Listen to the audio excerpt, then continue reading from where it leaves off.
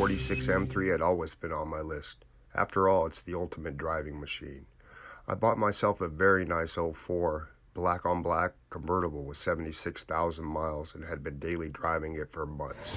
I was so impressed with its balance and quickness, I immediately wanted the E90 version with the V8.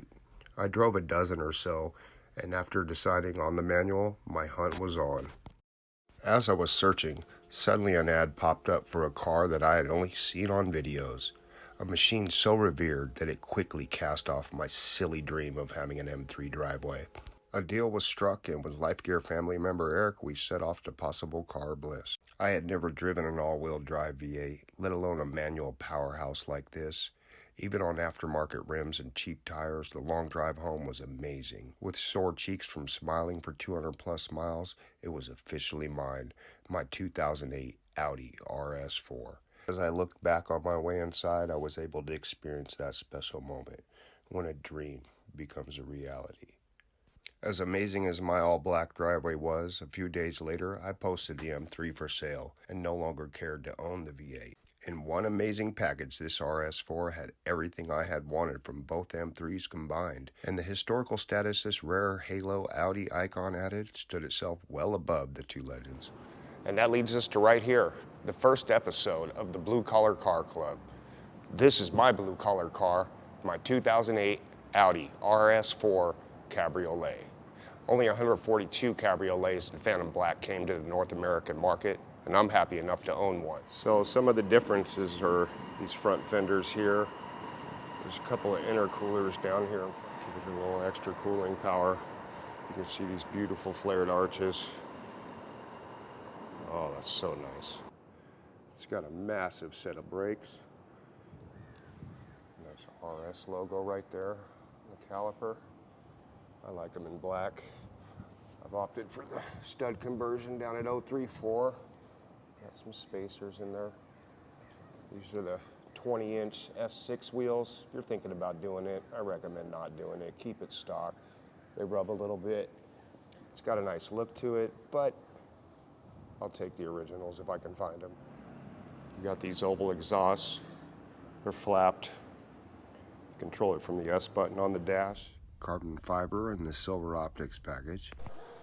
These are the North American seats. They get the wing backs in the UK. They get a lot of nice extras in the UK. They have a push button, but it also has a keyhole, so I don't see the point.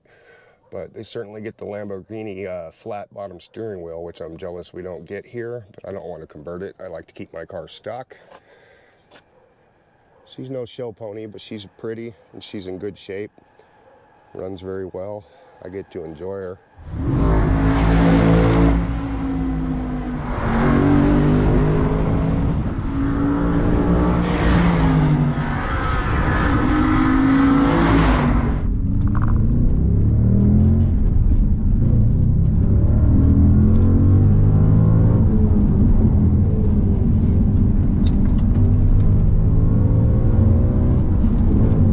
Every day and this thing just gets better and better.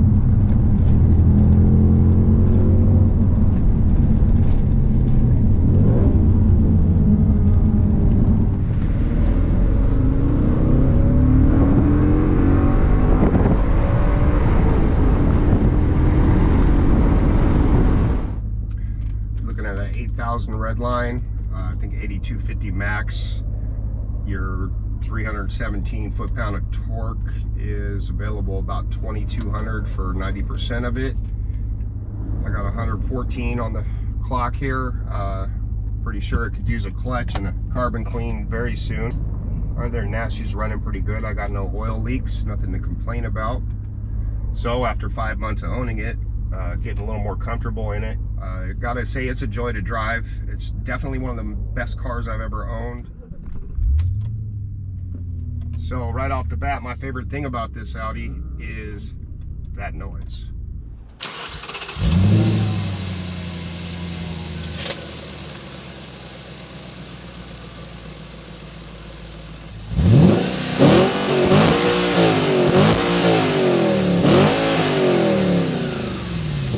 Flaps closed.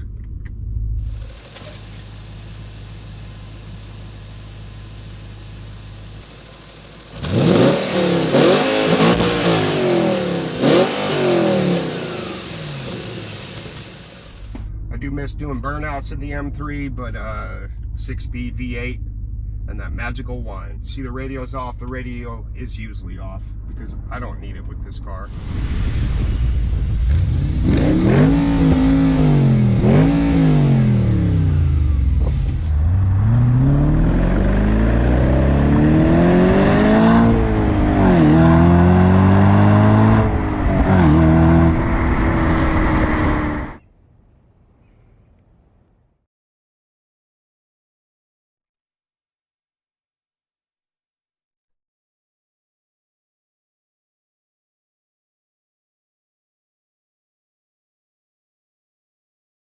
This is the Blue Collar Car Club, visiting regular people and their special cars.